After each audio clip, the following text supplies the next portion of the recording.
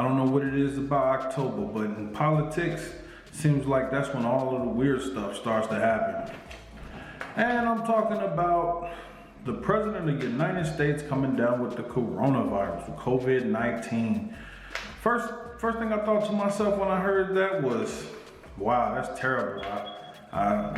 It seems like The Simpsons is coming to life, And if you're on the conservative side of things, I'm sure you don't like hearing that, because The Simpsons have this popular theory where everything or Donald Trump might die before leaving office. I've been seeing it since he first got elected, and it seems like a lot of stuff that The Simpsons say seem to come true. Now, as the President of the United States, nobody's going to get better care than he is and his family over the next few weeks. I had the coronavirus in my 30s, and it sucked big time. So I imagine a man in his 70s who's technically overweight and had a few health problems in the past, meaning pre-existing conditions, is probably going to be taken very, very serious. Now, one of the things that I've been hearing though online and everywhere really is this interesting theory that it's all fake. He's doing it for multiple reasons. And I thought to myself, why would he fake having the coronavirus? And I've heard a few different reasons. The first seemed like one of the biggest ones was it's an excuse. It's an excuse. It gives him an excuse for losing the election, saving face. Now he can say, hey, I was sick with the coronavirus. I couldn't get out there and campaign the way I wanted to and reach people the way I wanted to. And my health was in doubt. And people were worried that I may not make it. So they didn't come out with enthusiasm. Makes sense. Which leads me to my second point, which is the sympathy vote. I'm sick.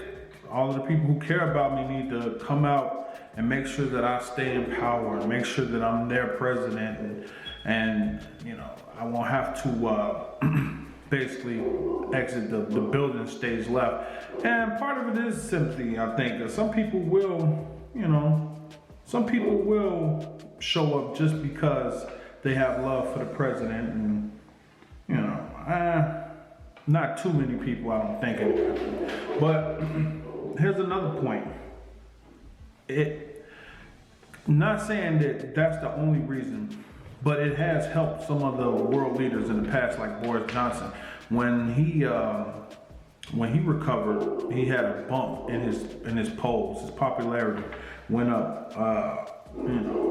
That makes sense. It's like, okay, well, now you survived it, and people were pulling through. You get this sense of patriotism when people are going through, almost like the country in 9/11. When there's a tragedy, people tend to rush to your aid. That's just human nature.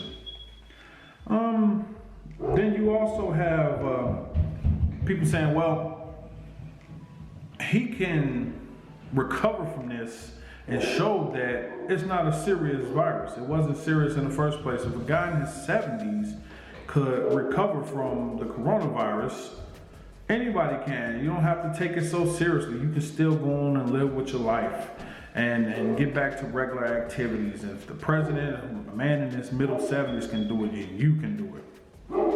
I don't know if I believe that one.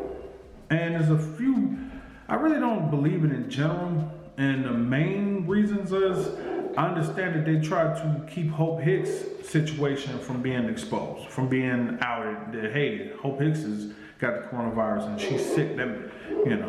So since they actually went through effort to keep that from getting out there,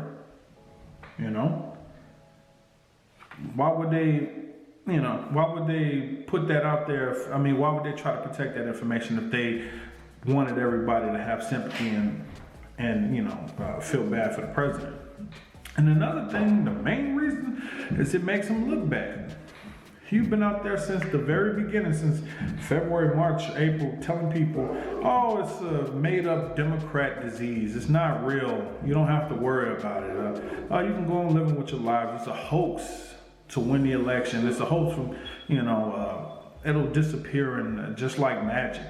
So now all of a sudden, you come down sick with this disease. It makes you look ridiculous. It makes it look like you don't know what you're talking about. It puts your leadership into question, and makes it questionable.